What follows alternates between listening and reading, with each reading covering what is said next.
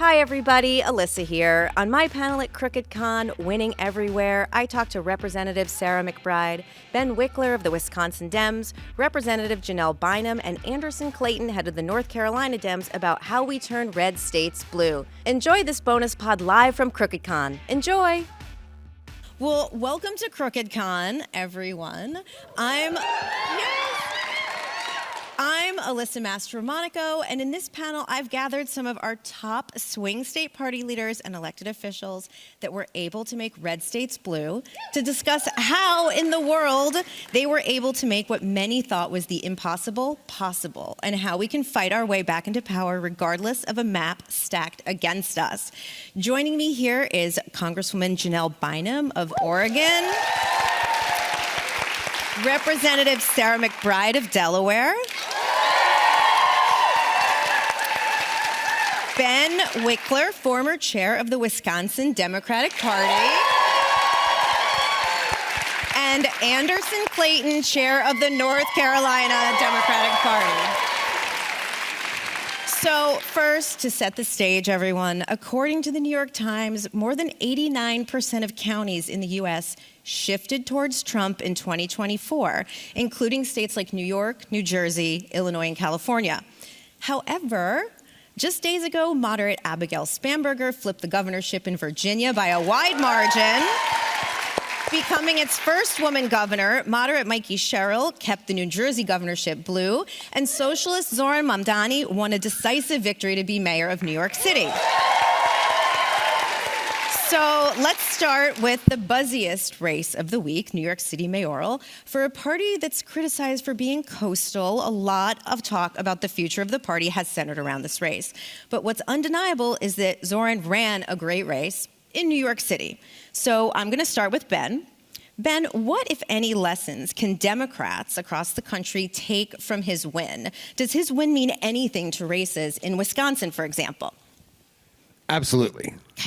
And what it means is have great candidates, have extraordinary campaigns, energize people, give people the realistic knowledge that they're powerful, have a message that goes directly to what voters really care about and deliver it everywhere, all the time, relentlessly, invite people in, build bridges, expand the tent, and stand on principle and fight for what you believe in. All those things are possible. They'll look different in every different place. Right. But it was a model of going from zero to hero, or I guess 1% to 50.4% in a year, by going directly to where voters were and speaking to the things that they were talking about when they're not talking about politics. Right. And when you give, the thing that I love about that campaign is that every volunteer, the 90,000 people that knocked on doors, they all knew the campaign's message, and they could evangelize it. There was something that they were excited about telling other people about. Right. And that's when it feels like a campaign is forcing you to use language you don't use to just talk about things that you don't care about. It's very hard to actually get excited and make the case for it. Democrats often have this debate about preaching to the choir versus trying to get people on the street, but people on the street usually can only hear if the choir is singing really loud. Yeah. So it's actually kind of a false choice. And it's not like the fast and free buses and childcare are outside of like the broad political mainstream. Like these are things like Bloomberg started a free bus program. He was a Republican. Yep. But it spoke directly to things that people actually really cared about. And I think to put a cap on this, there's two giant forces at work to me in this moment. There's a huge number of people in New York and in Wisconsin and probably all of our states and across the country who have been changing the channel because they haven't been getting the change that they want. Yep. And they're furious about affordability in particular. It's just hard to be able to make ends meet. And Trump came in with a huge promise about this and has completely flubbed it. And those folks are already looking for change. It's already clear that the whole thing was a con. And then there's a second overlapping, but not exactly the same, gigantic volcanic rage constituency that feels like the entire country, our democracy, the rule of law, our basic human rights are being torn apart and shredded. People who are paying attention to the news, paying attention to politics, who were working their asses off in 2024 to stop this guy from coming in, and now Project 2025 is happening. And I think that it's a false choice to say you can only work on one of those two things. Right. But what's great is when you give people that will do anything they possibly can to save the American Republic, if you say, here's a way to talk about affordability with people who've already given up on politics, but you can connect with them at the level of their lived experience, that allows everyone to be working together for a vision that's big enough for all of us. Amen. Anderson, do results outside of North Carolina really mean anything to you when you're looking at candidate recruitment inside North Carolina? I think that Chair Wikler made the best point that I have heard, is that the fact that we need to run candidates from the communities and the districts that they speak for, and also let them be authentic to their communities and what they need to represent them. And I think what I was watching on election night was the fact that Pennsylvania, I don't know if anybody in here is from there, but shout out, baby. Y'all kept some Supreme Court races in people's minds. And for North Carolina next year, we're looking at the fact that we've got to maintain a Supreme Court justice seat, and the fact that Democrats can maintain those seats, and also looking at states like Georgia and Mississippi, because, you know, our Speaker Mike Johnson likes to say the fact that this only happened in blue states. And I ain't gonna lie to y'all, Mississippi, last time I checked, ain't got a Democratic governor. You know, I think that Georgia also is gerrymandered all to hell. And I also think that North Carolina, where we had historic municipal election wins, and shout out to people like Beth Kennett and Ben Clapsaddle and Mickey Smith, and the people to me on the ground in North Carolina that won in races where you've got 6-year Republican incumbents that got ousted in North Carolina on Tuesday night. It did not just happen in red states or blue states. It happened in red states and places all over, because people are fed up and pissed off with what's happening right now across the country, right? Right. So, speaking about being pissed off, let's talk about being a Democrat right now. So, Wall Street Journal poll from late July found 63% of voters viewed the Democratic Party unfavorably. So, Representative McBride, in a recent interview, you said, quote, "I think voters feel like Democrats have sort of been assholes to them." So go on. Well, first of all, I am so excited to be on this stage with this incredible panel. Thank you. And in this space here, between being here at Crooked Con today and Tuesday's elections, we are all living out, and it is finally a good week to be a Democrat in this country after 10 long months of Donald Trump. You know, that comment about being assholes sort of harkens back to a point that I've been trying to reinforce for people, which is that one of the things I have seen as a candidate, first for state senate and then for Congress, running statewide in Delaware and suburban, urban, and rural parts of my state, is that voters fundamentally ask two questions about a candidate and about a party. The first question is, does this party like me?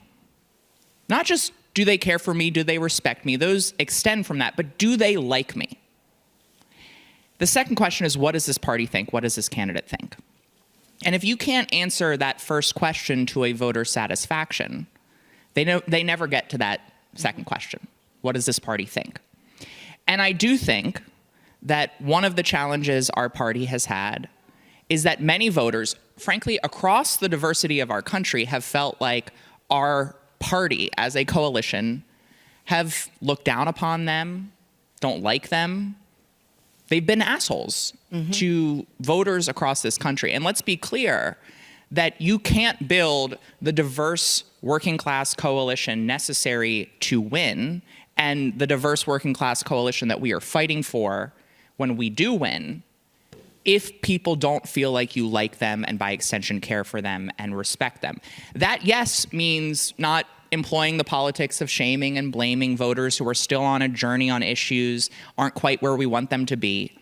It also means not being assholes to our own base. Right. It means not employing identity politics and purity politics from the center toward the left, not communicating to Mayor-elect Mamdani's base and supporters who are so excited about him that our party deems his position on Israel and Palestine to be prejudiced and unacceptable, right? And so I do think that we have to internalize that to build a big tent, we have to be the most welcoming coalition to everyone from our left to the center, because at the end of the day, a big tent, as we were talking about backstage, it goes both ways. A big tent is bisexual. It goes to the left and the right. And that starts with us being kind to one another, being respectful to one another, and being welcoming to one another. Amen. Representative Bynum, you are only 50 years old. You are on your third career. What? I say that. I'm going to be 50 this year. It's in Wikipedia, I She is suppose, only but 50. but I feel a little naked right now. Okay. No, let's talk about it. You're on your third career. You are an electrical engineer. You have an MBA. You run 4 McDonald's. You were a state representative and recently became the first black member of Congress from Oregon. And that race was one of the most expensive ever in Oregon. And I'm curious, what issues were the most important to voters in your race? And how did you convince them that as a Democrat, you weren't an asshole? Well, I've always had a purple district, so let me be clear about that. And my district is 0.9% black.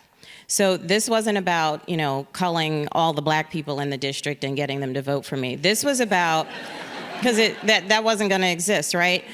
This was about, and to Representative McBride's points, for our district, this was about, does she have values and will she stand up for me? And I've been married to my husband 27 years or so. I love him, but I don't agree with him on everything, right? And so voters are the same way. They can love you and respect you if they know that you'll stand on values and that you'll stand up for them. And that, I think, was a pivotal moment. So the person that I ran against, y'all probably drive past her building every day now, and she's got the big poster of Trump and the big, I think, is Eisenhower. She's the labor secretary now. And it was the third time that I would beat her. So they put up the... Let's take a moment. So also a point to note is that my campaigns, ever since 2016, Trump and I have been going together a long time. We're on the same ballot. Ever since then, I ran my campaigns with the ultimate amount of discipline. I raised money. I used Google Calendar. Where I said I was going to be was where I was. I always did my call time. And I believed in a very strong ground game. And that, I think, is going to make the difference in these races coming up now. We have to be disciplined, period. Meaning, if you sign up to volunteer for a campaign, show up. And I had volunteers that didn't show up. And I tell my staff, give me their numbers. Yes. Because I'm going to call them. And I'm going to say, hey, Jeannie. Because it was usually Jeannie, right? Like, you know how you go down the list and you can tell how old people are? Well, at least it wasn't Jean wants to write postcards, and that's it. But to kind of wrap this up, I would call and I would say, hey, we missed you. And that let people know that I was dead serious about winning and that I don't need you to flake out on me. And that's what I hope that you all in your or former party chair commission get people to understand. Like, you need to show up. You need to take it seriously, and we're not going to win just on the candidate's energy. And isn't it sort of interesting? Like, yes. I have had so many people ask me, like, how can I participate? How can I participate? And the one thing, so I live both in New York City and in upstate New York, and people are busy. Right? And so for me, I'm like, if you can commit to one small thing, like sometimes participating feels too overwhelming. And it's like, if you can write 5 postcards, send 5 texts, like anything is something, right? Yeah, I mean, there's so much that people can do. I had my kids sorting walklet. I made them do something. Of course, they dropped all the walklet that I had, and my son was like, I'm doing 8 houses today. I'm like, sir, we have like 40 to do. He's like, it's 88 degrees. Anyway, and he left the minivan door open. I'm a mom of 4 too, so that is my whole lens, is like, how can I punk my kids into doing stuff? But the point of it all is that everybody can do something. And you can make phone calls, you can write postcards, you can stand on the corner. And for me, it's like, what's your why? So the story I tell about that is that this baby son, Asa, that I'm probably going to talk about a lot here, he's 15 now. He was about 13 at the time. He wanted to make the soccer team. And this was in the summertime, and we had already learned with the older daughter, if you don't go to the summer soccer clinics, you don't make the team in the fall if you're going to a new high school. Learned that the hard way. Only kid that didn't make volleyball. Okay. So I was like, Asa, time to get up, time to go to the clinic. He was like, they told me it was optional. And I said, son, if they tell you it's optional, it's not. Right. That is the thing. Mm-hmm. It is not optional. If you want an America that reflects your values, it is not optional to participate. Yeah. So, Ben, Democrats, aren't that happy with the Democratic Party, but are they more pissed at what's happening in the country than they think that Dems are lame? Do you know what I mean? Even though they're mad at us, are they still at least motivated by everything Trump is doing? I mean, we're in the longest government shutdown. And let me tell you, when I was in the White House, I oversaw the government shutdown. And this is unlike anything I've ever seen. Longest government shutdown. Flights are going to start being canceled going into Thanksgiving. Is there upside? How do we leverage what is happening? How do we drive that message? Because I feel like people aren't mad they're not mad enough at Trump right now. I will tell you, they are so mad at Trump right now. See, that was a layup. There is so much fury. That was the set and spike. She made the volleyball team. Thank you so much. I feel very honored to be on this panel with these two hero congresswomen, this incredible chair in North Carolina, with you, Alyssa, with these amazing people. And I will say, I'm going to guess that when you are home talking to people, they're not like, why do you suck so much? They're like, why can't we beat these people? Right. Let's fight back. Where's the fight? Let's fight. That is not people giving up on politics and tuning out and disengaging because, like no one can do anything. They want people to be heroes and champions and fighters in this moment. Right. And what we've seen in every election this year, which I'll say started in the Wisconsin Supreme Court race in the spring, where we beat Elon Musk despite his $55 million. That was like the moment of maximal despair in Democrat world and in people who had tried to stop Trump from being able to win. And in that election, Musk demanded that the Republican candidate run ads about how Trump had endorsed him. Right. That was his strategy because he was like, all those people voted for Trump. We got to turn those people out. And it worked. There were more voters for Elon Musk's candidate than any previous Supreme Court candidate in the history of Wisconsin. Right. But there was even more people who were so furious about the entire thing, furious about the idea Wisconsin could be bought, furious that the idea that a system of justice could be so totally corrupted that it would give people like Musk and Trump a free pass, that Susan Crawford not only won the race, she won with more votes than not just any Supreme Court candidate has, more votes than any Republican candidate for governor in a November election has ever had in the state of Wisconsin. Wow. That's what happened this spring. And that is happening all across the country. There have been before Tuesday, there were 47 elections so far this year. Democrats have overperformed and or won in 46 of them by an average of 15 percentage points. Wow. And it is, and we just saw that again from Georgia to California to Mississippi to everywhere, from Pennsylvania. Like, there are some people who are mad at Democrats because they're Republicans, and then there's a lot of people who are mad at Democrats because they want to feel like they can actually do something about this moment, and they just want to see more. Right. And Democrats, anyone running for office, independents, people maybe who feel like this Republican Party is not for them, who get into the fight and fight for values that unite us all and the needs that we all have in a country people can actually afford, and a country where they can be heard, they will find an eruption of volunteer energy and of passion and of belief that you could only dream of, that is not at all captured in those polls. This is a moment about swinging for the fences. Mm-hmm. This episode is brought to you by Pregnancy Justice. We seek justice above all else. You know what's not a crime? Having a miscarriage. But in states across America, anti-abortion leaders are trying to make being pregnant, having a miscarriage, or seeking an abortion a crime. Across the country, they're giving legal rights to fertilized eggs, embryos, and fetuses, which means pregnant people have fewer rights. It gives the police and prosecutors permission to target and jail women for all kinds of behaviors they don't like during pregnancy. What this leads to is more women facing jail time for having miscarriages and abortions. It restricts access to fertility treatments like IVF and means that pregnant people will be more afraid and unable to get the medical care they need. These efforts to make pregnancy a crime are not about safety or care, but about control. They are about forcing women back to a time when we could not make basic decisions about our bodies, whether it was to get birth control, get an abortion, or decide when and how we start a family. In the years since the fall of Roe, we've seen these cases continue to go up. A recent report from Pregnancy Justice, a national organization that defends the rights of pregnant women, tracked over 412 cases across the country, charging women with crimes related to their pregnancy loss, or birth in just 2 years since Roe fell.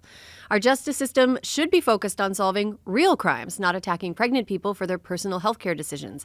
Pregnancy Justice is fighting for a future where pregnant women are in charge of their own bodies and lives, free from government control and the fear of jail time. We deserve care and compassion, not punishment. Learn more at pregnancyjusticeus.org/notacrime. That's pregnancyjusticeus.org/notacrime. This episode is brought to you by Bubs Naturals. Getting older hits harder than you expect, right? Right, Alyssa? Don't we talk about this all the time? Hits me like a Mack truck every other day. I have had a lot of lower back pain, and you know what? This is like something I should be talking about with a therapist. Rather than doing extra ab work, because sometimes if you have back pain, the remedy is ab work. Yep, the reverse. Yes, exactly. Rather than starting that exercise program, I don't want to, because I don't want to know if my back pain is permanent or not. I want to know that there's a possibility that if I exercised my abs, it would hurt less. And not knowing for sure gives me hope that this isn't just the pain that I live with for the rest of my life. That's akin to when my gyno told me I should really start hormone replacement therapy, and I didn't because I was afraid it wouldn't work. Yeah. No, it's like the same psychology that's like after a big weekend when you're 25 and you're like, if I don't check my bank account balance, I'm not overdrawn, right? I still have money. Right. Well, that's where Bubs Naturals Collagen Peptides comes in. Starting in your mid-20s, your body naturally produces less collagen every year. And collagen is the protein that holds everything together. It's literally the glue of the body. With Bubs, you can help restore collagen levels closer to what your body naturally had in its youth. That means stronger joints, healthier hair and nails, smoother skin, and faster recovery. And it's super easy to use. Just mix Bubs in your coffee, smoothie, or juice every morning. It's tasteless, odorless, and dissolves instantly. No clumps, no weird aftertaste. And here's what makes Bubs truly different. The brand is a tribute to former Navy SEAL Glenn Bub Doherty, a national hero who gave his life saving Americans in Benghazi, Libya. Glenn's call sign was Bub, and he was the kind of guy who always pushed for self-improvement and helped everyone around him.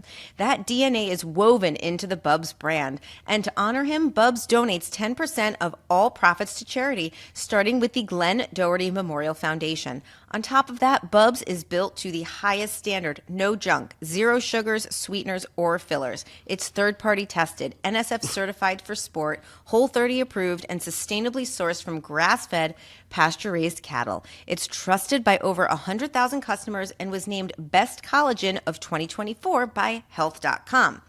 Erin, I swear by collagen, and I love Bubs.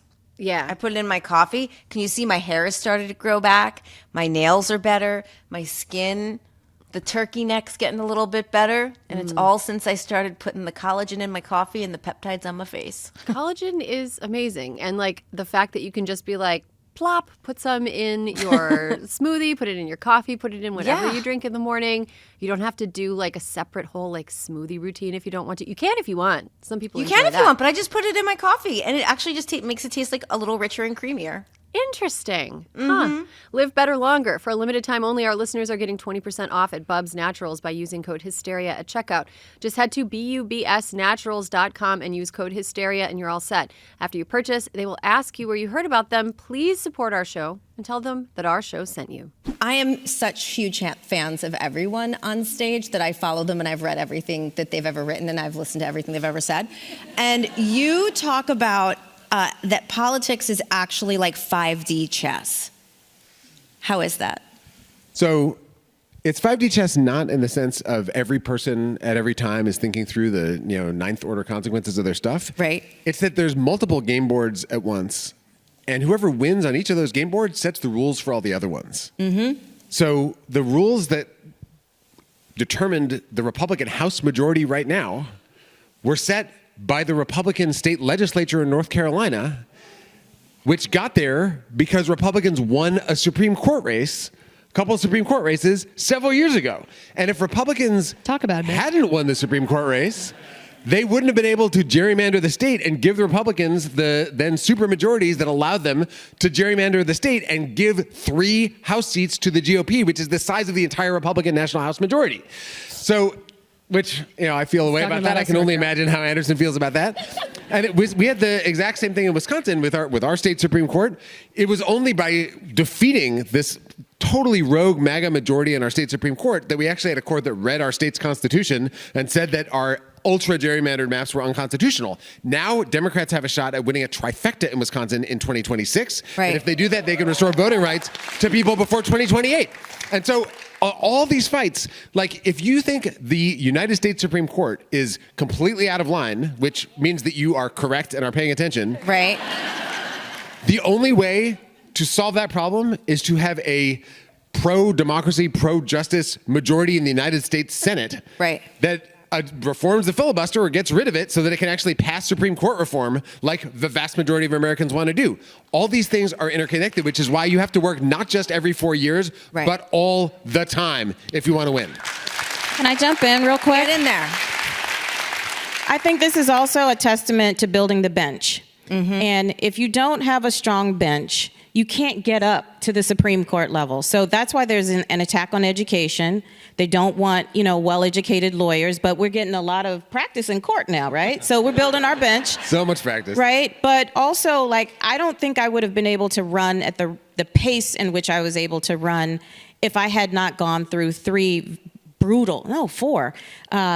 swing races. Right. The most expensive in the state. And that gets you battle ready. So people have to jump in. That's why, programs like Emerge and Emily's List, that's why those are so important, because you have to build the bench. You've got to have people who are tough enough to take somebody lying like crazy about you on TV and all of your friends calling you saying, like, girl, they lying about you on TV, but your hair look good. Like, that's... True story. Girl, they lying about you, but your hair looks so good. Oh my God. Okay. Anderson, we touched on this a little bit, but what is the latest on the newly passed rigged maps in North Carolina? Yeah, I just want to give, because I have this audience in front of me, Ben Wikler, when we were talking about 5-dimensional chess, when I got in this job in 2023, I was the youngest state party chair in the country, still still claim the title, but the number one thing was that people did not trust young people in these jobs, surprisingly, right? And Ben Wikler was the first person who genuinely believed in North Carolina in 2023 and actually helped divert donor money to North Carolina, introduced me to people, and made the case. And so to me, when he talks about 5-dimensional chess, he's not just talking about it from the perspective of the Wisconsin Democratic Party chair. He talked about it in 2023 from understanding the entire map and the landscape of what was happening and where populations were shifting and where the party needed to be focusing on. And so from the bottom of my heart, thank you, Ben Wikler, for being able to give me that chance, because it's not just North Carolina. And to the story that he just told you all, Hakeem Jeffries would be Speaker of the House right now if we had not lost a Supreme Court justice fight in North Carolina in 2020, right, with Chief Justice Sherry Beasley by 401 votes. Mm-hmm. Yeah, and that's what we have to go back to, because we have to look at the down ballot races. And for a long time, I think the detriment of the Democratic Party has been looking up and not down, right? Mm-hmm. And figuring out the 5-dimensional chess of where we need to be. And so in 2023, when I got in this job, North Carolina looked at the fact that we had a 5-2 minority on the state Supreme Court, and what was going to be the way that we brought ourselves out of the gerrymandering that we experienced. Because in 2022 in North Carolina, we still had a Democratic Supreme Court. We lost Chief Justice Sherry Beasley in 2020, but we still had 2 more Democrats that had a majority on that court until 2022.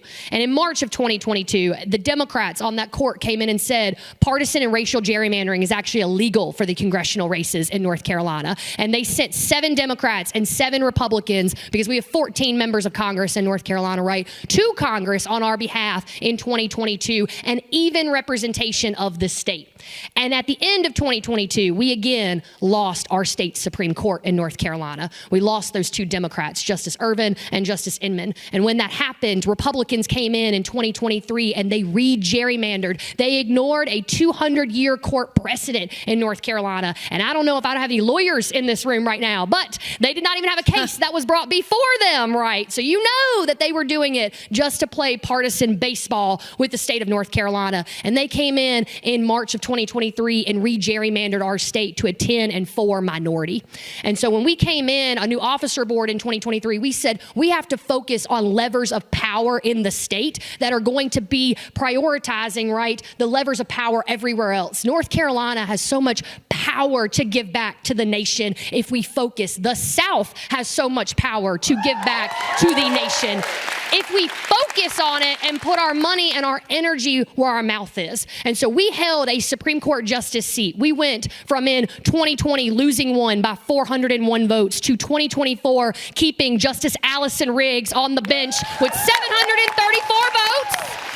734 votes out of 5.5 million cast, and she had never run statewide, and it was on the same ballot that Donald Trump was that carried our state by 3 points last year. That is the power of having people on the ground and good candidates and everyone like that. And in 2026, we've got to hold Justice Anita Earls' seat because she is also going to be up. It's a Democratic hold again for us. And in 2028, North Carolina has the ability to take back give back 5 more House of Representative seats to the Democratic Party nationally if we take 3 Republican Supreme Court seats that will be up in 2028 in North Carolina. And it is a plan, right, that took Wisconsin and through the leadership of Ben Wikler and the fantastic folks and the organizers on the ground there, right, North Carolina can follow that same trajectory of gaining back, because what Republicans just did this year in North Carolina is they said, 10-4 is just not enough for us. My Senate Majority Leader, Phil Berger, decided that he was a little nervous because for the first time in his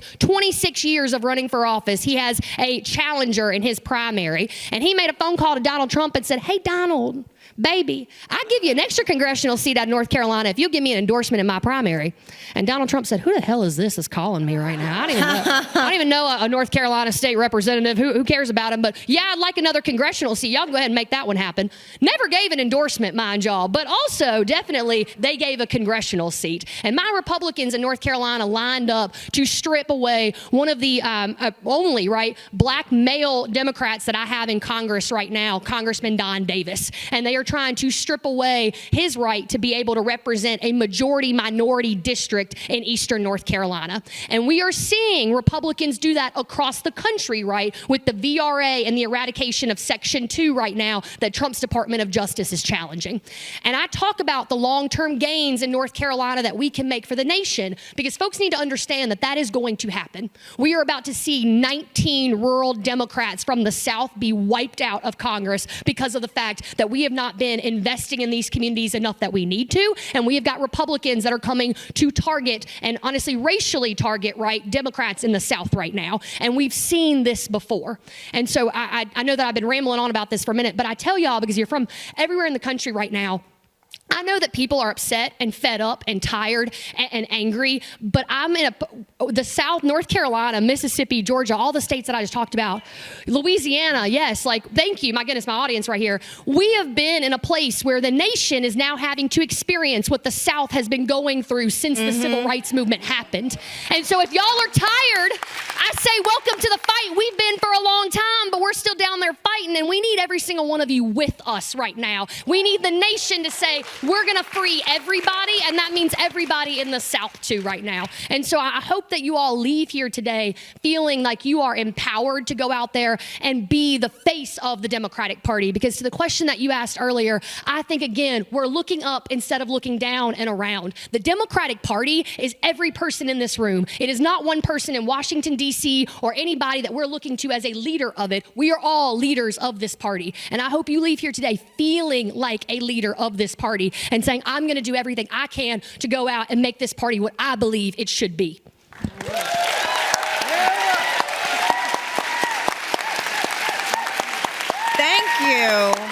Reverend Dr. Anderson Clayton. Anderson's, I guess, pointing out something that's really, really important. If you think back to the civil rights movement, it came from North Carolina, a large part. It came from the kids in North Carolina that sat at that lunch counter. Mm-hmm. And I believe that young people will save this country. I believe because of her energy. And if y'all got my kids, like, I don't have to remind them to vote. My son finally, like, sent his ballot to his college address. When the 21-year-olds wake up, that's when you know shit's about to go down. That is when you know. And so North Carolina is pivotal. Keep doing that work. But also the young people, y'all actually have to vote. And older people will ask me, what can I do? I'm like, get your kids and your grandkids to vote, please. Because you're up here making phone calls, but you're not holding the rest of the people in your family accountable. So what are you doing? Okay, I have several points that I want to make. Please. So, first of all, on that note about holding people in our own lives accountable, that requires us to still be in conversation with people in our own lives. And Representative Bynum said something earlier in the conversation about how you don't always agree with your husband, but you love your husband.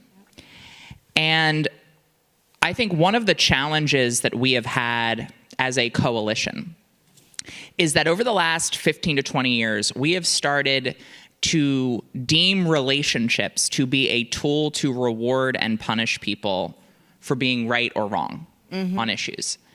And I get that instinct, right? I get the instinct to say, I'm going to be an ally, and by being an ally, that means when someone says something about, say, trans people, about my trans friends, I'm going to cut them off. And I get that. That is performative allyship.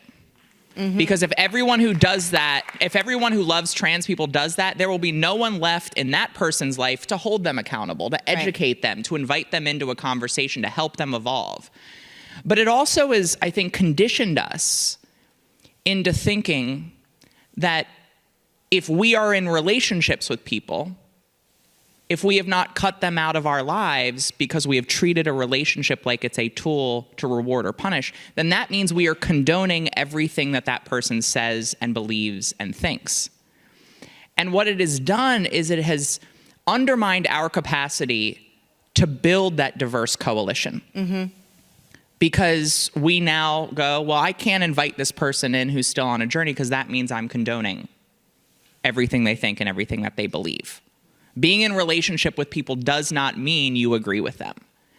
And by allowing someone in, it doesn't mean that you're endorsing what they think. It means that you're starting or continuing the conversation necessary to get them to be on your side, to get them to change their mind. Because proximity is necessary for change making. Proximity is necessary for people to move past the stereotypes and the caricatures and the disinformation and the misinformation. And that only happens if we are willing to do the hard work of change making. It's not easy. It's not always fair. But it's how we have made change. And the second thing I want to say to that point is I think Anderson's comments about how the South has been living this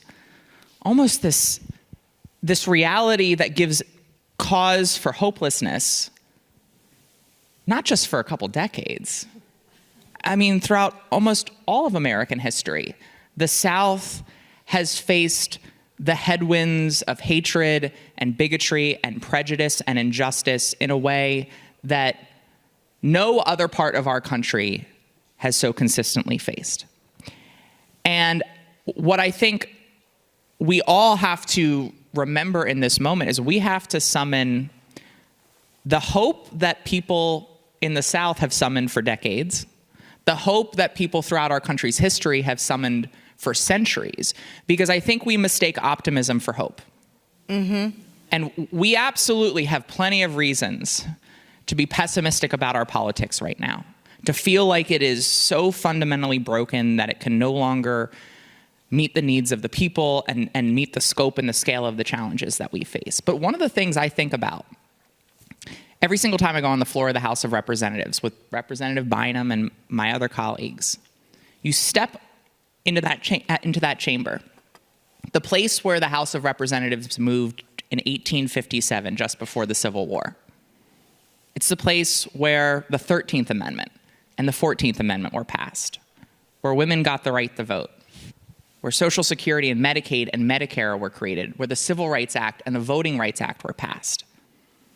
And when you step out of the present that views history with the hindsight of inevitability, and you step into the shoes of the people who fought for that progress, when it was not inevitable and in fact seemed impossible, you realize that the feeling that we have right now, that feeling of hopelessness, of cynicism, that politics can't deliver for us, yeah, it feels different than 20 years ago when Alyssa was in the White House, when it felt like if we simply worked for it, change was inevitable.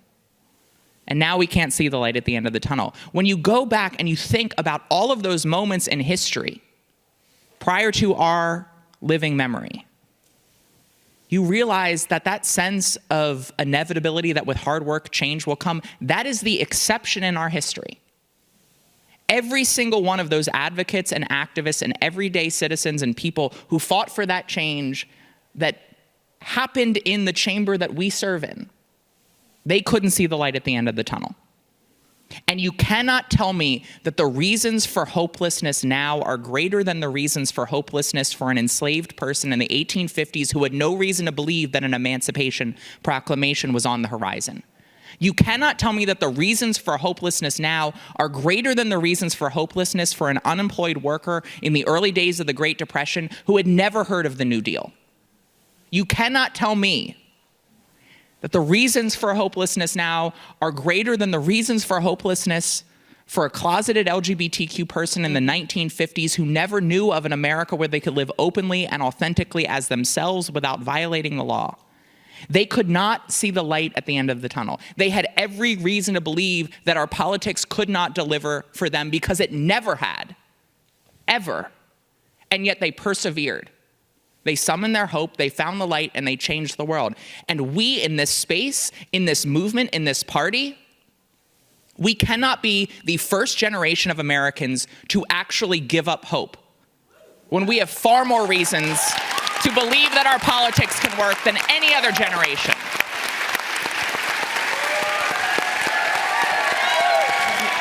Representative McBride, your story reminds me of a story about President Obama that I don't think I've ever really talked about, which was one of my jobs in the White House as deputy chief was all the terrible things. Hurricanes, shootings, wildfires, you name it. And so the president and I were heading out west to a wildfire. And the representative from the district was someone who had said something unspeakable about President Obama during the campaign. And I was sort of known a bit as the scorekeeper, okay? I remembered all the bad people. I remember people who did not help. I remember people who did not show up. I remember people who complained instead of just doing what we needed them to do.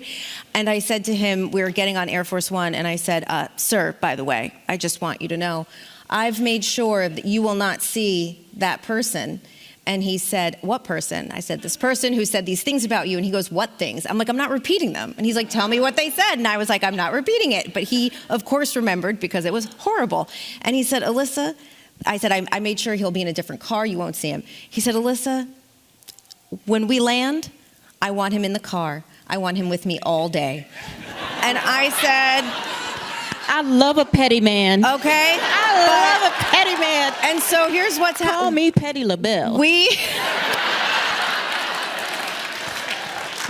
drive around and we have seen people's homes that were destroyed. We have been to the shelter where people are. And by the last stop, which was our press conference, that member of Congress stood in front of the microphone and said, President Barack Obama cares about you. He is here because he cares, and I am grateful for his visit. And we get back in the car. I'm in a different car. We get up back on Air Force One, and the president turns to me and he goes, and that, Alyssa, is how you do that. And I said, okay. I said, that's fair. This podcast is sponsored by Squarespace. Here's something that I really like about Squarespace. If you're somebody who wants to start a business, there are so many things that feel like insurmountable hurdles, especially if you haven't done it before. It's like, how do I tell people about this? How do I do paperwork? Like, how do I set things up? How do I make a space for people to access my business and communicate How do with I me? get paid? How do I get paid? Squarespace takes a lot of those tasks off your plate. It is the all-in-one website platform designed to help you stand out and succeed online. Whether you're just starting out or scaling your business, Squarespace gives you everything you need to claim your domain, showcase your offerings with a professional website, grow your brand, and get paid all in one place. Erin, I've been playing around with Squarespace because I'm doing a little pop-up before Thanksgiving. You are? What screams Thanksgiving more than many varieties of cranberry sauce? I love that. That Yes. screams Thanksgiving. Yes, and so I'm going to stand out. My local farm store, Max Morningstar, they're like, come do this. And so I'll be standing outside. And one of the things on my to-do list is sort out my Squarespace. Have you played around with the tools? Like, as it's Look, really it's pretty intuitive, you know? It's like, it's one of those things I started looking at it. I was like, I think I can do this, which, by the way, was not true of many other websites in the past couple of months. This one, I was like, okay, you know what? I looked at it. I'm like, this weekend, before pop-ups, not for a couple weeks, but I plan to have my Squarespace all set up by this weekend after we get back from CrookedCon. amazing. You know, I'm a MySpace generation native, and I remember we basically had to learn how to code in order to like put our really did. website together. And like looking at the There tools, was HTML. I mean, you really did have to learn some basic tags and stuff. But like, do you think I could bully my mom into starting a costume, like a bespoke costume business? Absolutely. And she could be able to use Squarespace? Absolutely. So easy. Okay, I'm going to bully her. I'm going to continue to bully her and be like, look, this is easy. You can just do it. You can just make people's Be costume so dreams. fulfilled. She would love it. She would And absolutely then love next it. year, we can profile her for spooky season as a place where people can get costumes. I mean, she did build my nephew the boat. an Edmund Fitzgerald Yes, costume. yes. Wow, the boat. Tell me you're not from Wisconsin, Minnesota, or Michigan without telling me. We had to like memorize the story of the Edmund Fitzgerald. November 10th, 1975. We're coming up on the 50th anniversary. But she could sell her Edmund Fitzgerald costumes. Erin, I even remember what that costume looked like. That was epic. He was featured on several public radio stations throughout the Great Lakes region. See, and if we can get your mom on Squarespace, those costumes can come to you. They would sell like hotcakes. So please join me in bullying my mom. No, try out Squarespace for yourself. Like if you're curious, if you have a business, if you're thinking about starting a business, and the thing in between you and it is the idea of like having a place for people to buy your products, get paid, check out Squarespace. It does Check all out the stuff. Squarespace. It does all the stuff. Go to squarespace.com/hysteria for a free trial. And when you're ready to launch, use offer code hysteria to save 10% off your first purchase of a website or domain. That's squarespace.com/hysteria. Offer code hysteria. We ended up having this conversation, and he gave me like the best bit of advice that I think goes so much to what Representative McBride said. And he said, when someone in your environment you really disagree with, or they hold a belief that you just don't understand, don't accuse, lead with curiosity. Ask them questions. Ask them why. He says, because sometimes it is not what you expect. You don't know people's lived experience. You don't know why they might have voted for someone that they voted for. And so he has always taught me to try to lead with curiosity and keep an open mind. And that concludes the not petty part of the conversation, because I have a sort of, it's something I observed over the last couple of months, and I'm just curious what all of you think. So all of you, please chime in. I led this whole section talking about why everyone's pissed at Democrats and why they have such unfavorability. But we just went through an election where I did not see one leader of the Republican Party show up to stump for any of the candidates. I didn't see J.D. Vance.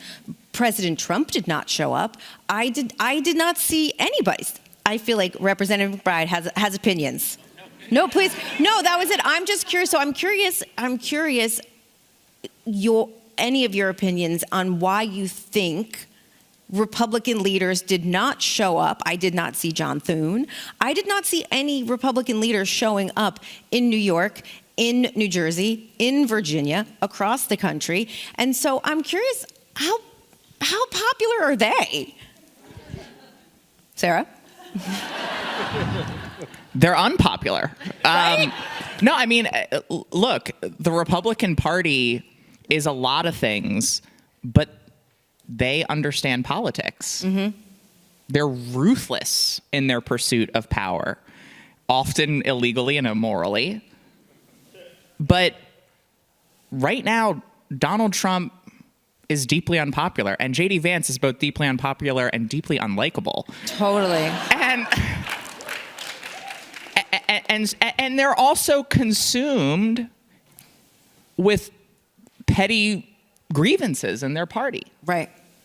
Right? I mean, I don't think it would have been helpful for the Republican ticket in Virginia if Donald Trump showed up after firing, a not insignificant portion of their state, Commonwealth.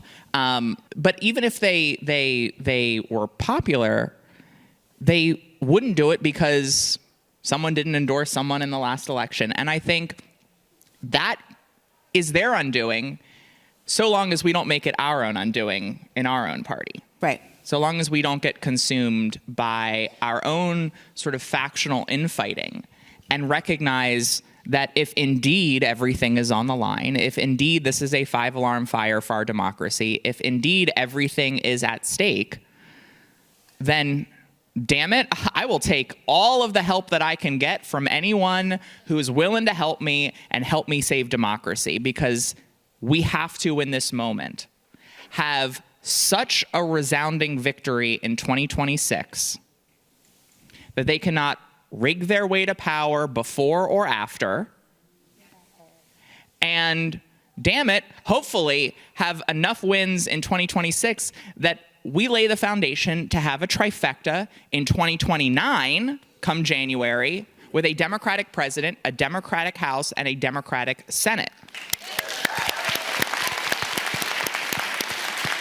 And that's also going to mean running candidates that look very different from one another. Mm-hmm. In the campaigns they run, in sometimes the positions they stake out. But I think one of the lessons that we can take from Tuesday's wins, and you said a key word that I have been used, that I just think we have to embody every single day, and that is curiosity. Because I think all of the candidates that won on Tuesday, and I think many of the candidates who won in the last election, they successfully, regardless of where they ran and regardless of what their ideology is within the party, all three employed three kinds of politics very successfully. Whether you are Mikey Sherrill, Zohran Mamdani, Abigail Spanberger, or folks who ran in the last cycle, many of our freshman colleagues. And that is one, obviously something we hear a lot about, the politics of affordability, mm-hmm. a laser focus on the economy, not in a way that refuses to engage on other issues, not in a way that sticks your head in the sand when it comes to attacks on immigrants or the LGBTQ community or people of color in this country, but a laser focus proactively on the economy. Two, a politics that I love Ted Lasso, the politics of Ted Lasso, to be curious, not judgmental. Yeah. Right? To go everywhere. What was Zohran Mamdani's first viral video? It was a video of him having conversations with voters after the last election, many of whom voted for Donald Trump. Yep. Having a conversation that was open-minded, where they were respectful, where they were finding commonality. And I got to tell you, that's a way to go viral online. One way is to be outrageous, right? And the Republicans are great at that. But the problem is when Democrats are outrageous, when we're screaming and shouting about how horrible everyone else is, we're seen as shrill, hysterical, and extreme, right? I talked about this on my interview with Pod Save America. But you can go viral by being curious, because we don't see people who disagree with one another being curious about one another, and it taps our curiosity because it's abnormal in our politics. And And so I think all of them went everywhere, they talked to everyone, and they did it in a way that was inviting and curious. And then the third is a politics of place. All of them ran in a way that transcended ideology and transcended partisan affiliation, because at the end of the day, everything was about their community, their district, their state, their neighbors. Hell, if you're running for president, this country, right? It's why America First as a concept is powerful. It's why when Mamdani was asked in the debate, what would be the first foreign country that you would visit? He said, I'm not running to visit a foreign country, I'm running to focus on New York. Right. Right. When you run with that sense of place, it allows people who might have a different affiliation or even ideology than you to go, you know what? I might not always agree with them, but they are going to fight like hell for this community, and that's what I want in an elected official. And all of the candidates that won successfully employed all three of those politics. So I want to jump in. So Republicans understand that R-on-R violence is counterproductive. Right. Democrats don't understand that D-on-D violence is counterproductive. So let's say you don't like the Democrat that won the primary, like, help the cause. Don't go in and try to, squash the victory that we could have collectively. And I think that is why they chose not to show up in those places, because it was better for them not to show up. Sure. And help the cause. Because sometimes you have to think about, like I had this with my police and sheriffs in the state. It was what they did not say about me that allowed me to win. Versus an endorsement or endorsing the other party. Right. And so that's what I think Democrats can learn from this. It's not so much, the Republicans were not in a great position, but it's what they didn't say. They didn't interfere. They didn't try to drive things down. Like Marjorie Taylor Greene is the only one that's like out there kind of being messy. What is she doing? She's being messy. Like she might switch parties. That's my guess. No. AOC was 100% right. It is a revenge tour. That was the biggest open secret in no Congress. Fury like a woman scorned. Yeah, she is furious that the Trump White House put the kibosh on her Georgia Senate race. Yep. And there's a pre-existing frustration I've heard among Republican women in Congress that Republican men in leadership consistently overlook the Republican women in their party. Shut your mouth. And I think she's trying to be like, look, y'all, I can do this statewide thing. I can moderate. Look what you missed out on. I'm at the View and they're fawning over me. Fawning. Sunny had heart eyes when she was looking at Marjorie Taylor Greene. Okay, I had to get a little MTG in there because it's just been too much fun to watch. Okay, so we're in the home stretch here. We only have 10 minutes left. I wanted to talk a little bit about, which we have touched on already, progress over perfection, which is, of course we will be disappointed if we don't get everything we want, but, one foot in front of the other is better than one step backwards. So there's that. But Ben, this is something I feel like you and Anderson are probably uniquely qualified. I feel like Trump is trying to really weaponize urban versus rural communities. He is specifically, we see he's sending the National Guard, largely folks from rural parts of the town into rural parts of the country into cities. Is there really such a big chasm in the issues facing rural and urban voters right now? So everybody has to eat. Right. And that's true if you live in a city, and it's true if you have to drive 3 hours to get to a city, and Trump is messing that up in a profound way. Trump, there's this great article from years ago, The Cruelty is the Point. Yep. And Trump's kind of political idea is that he's going to punch someone that his voter, hates so hard that you're just going to be cheering for him. Mm-hmm. And, he finds people for whom that's exciting. But he misses the fact that you actually have to deliver for people, because people actually live lives where they have to eat food and sleep, hopefully in a bed with a roof over it. And he is attacking cities, but he's not delivering for rural places at all. He's turned his back on them completely. Wisconsin, we make a lot of soybeans in Wisconsin. Yeah, oh my God.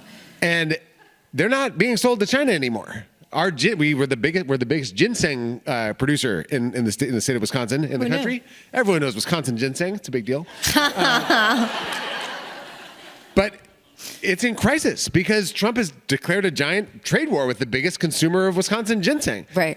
It is really tough. People are finding the rug pulled out from under them in rural Wisconsin and in rural America all over the country, the same way people are in cities. And there might not be troops going through the couple of intersections in your town, but it's also the case that if you can't afford the groceries and your kids can't buy a place to live near grandparents who can help take care of the kids while they're working 2 jobs, it's just not working for you. So there is a huge opportunity, and you can see it in the electoral maps that we just saw. Yeah.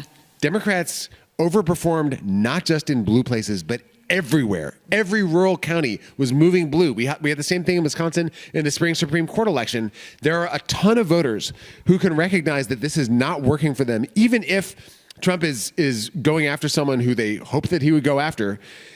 They still got to live. And right. Democrats connecting with people at that level creates an enormous opportunity. I think that we're going to see flips in parts of the country, in parts of my states and Anderson State, all of our states that seemed out of reach. I think this is a big map moment. And I think it's also a moment to connect on the fact that, as you've been speaking to Representative McBride, that finding the point of commonality, even with people who've had profound disagreements, right. There are shared fundamental human needs that we can speak to in this moment. We can fight, and then when we win, we have to deliver in order to show that we seal the deal and can actually build a better future together. That is the next part of the job. It is not enough. We beat Scott Walker in Wisconsin in 2018, yep. But that was great. But that did not end the fight. That did not unrig our state. It is a long fight. When Trump is in the rearview mirror, we are still going to have work to do, and we need to be able to dig in together and build across all of our differences to be able to do that work. That's the way we get out of this mess. So, Anderson, I follow you online. I was telling you this. And I saw that you hopped in your car and drove to nearly every corner of North Carolina. You met with voters face to face in over 50 cities doing town halls in rural North Carolina. What did you learn? What was most surprising?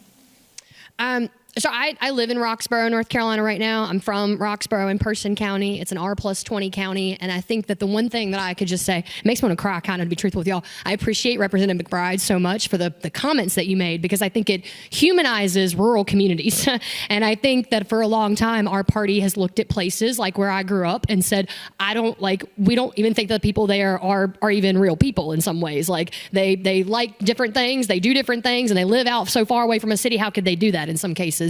And growing up in a place like that, I always believed I needed to get out of it, not because that the people there, didn't think the way that I did, because everybody who looked at me growing up there, they said, if you want to do anything with your life, you've got to leave here.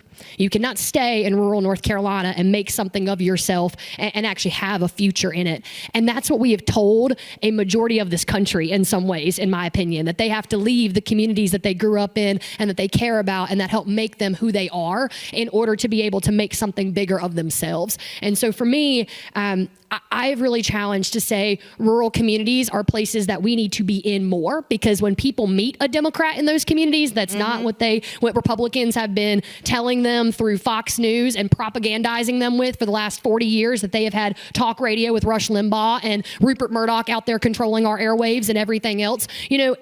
They actually can meet somebody and understand them and vote for them. And to me, retail politics, it's why, to be truthful with y'all, I'm a very big fan of not the inaccessibility of the Iowa caucus, but the fact that the Iowa caucus was something that had to happen, because it forced presidential candidates to go into communities like rural areas and like huge swaths of America and say, how do I talk to these people? And I think that is so important, because it forced you to have the conversation. And there's a really good quote that I loved using from field organizing now to being a state party chair, is that you can't organize those that you don't love.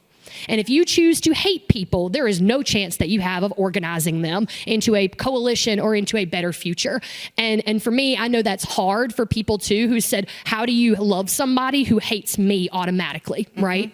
And that's a topic, and I think a crux and a rub that we've got to find a way out of. But for me, it was like having white people going into rural communities and talking to their Republican family members about politics. And for me, it was my Trump voting dad in 2016 who looked at me at a Thanksgiving dinner table after I had just got done being a fellow for Hillary Clinton that year, and I'd put everything I had into that election. And he said, yeah, I voted for him.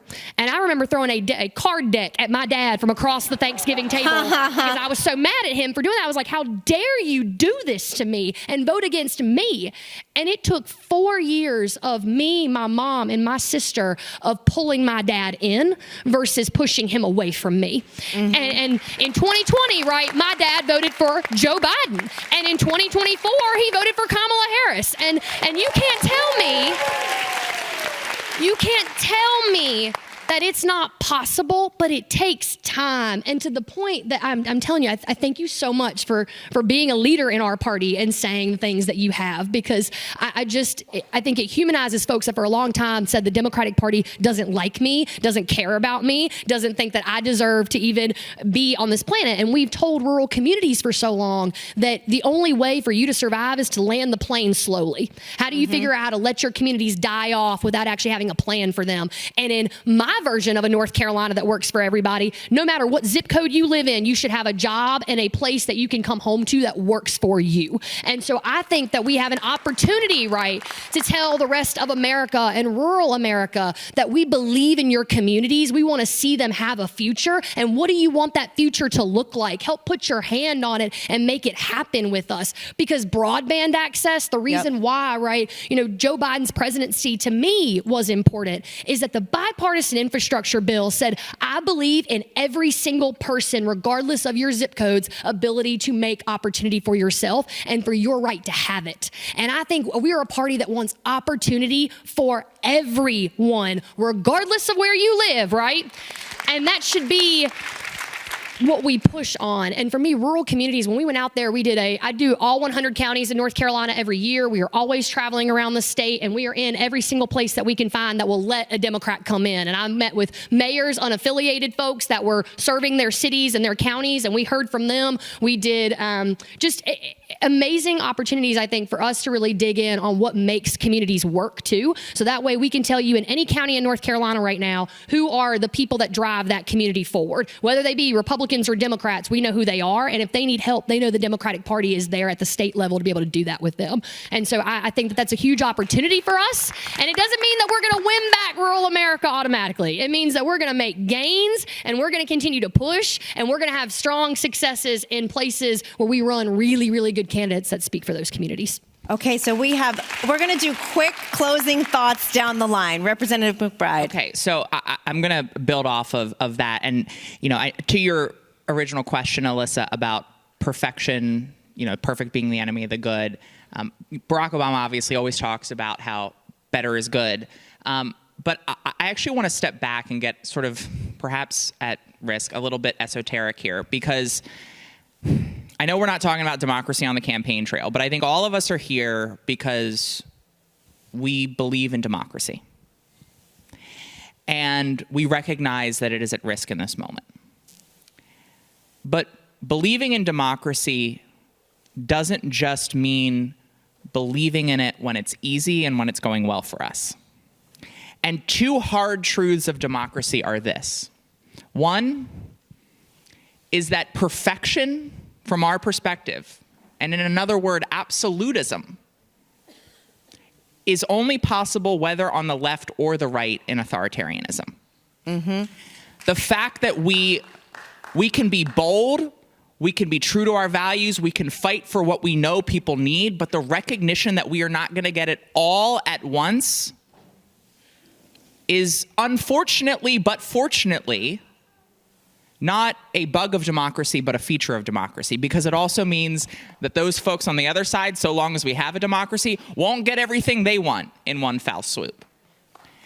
It's the hard work of long-term change.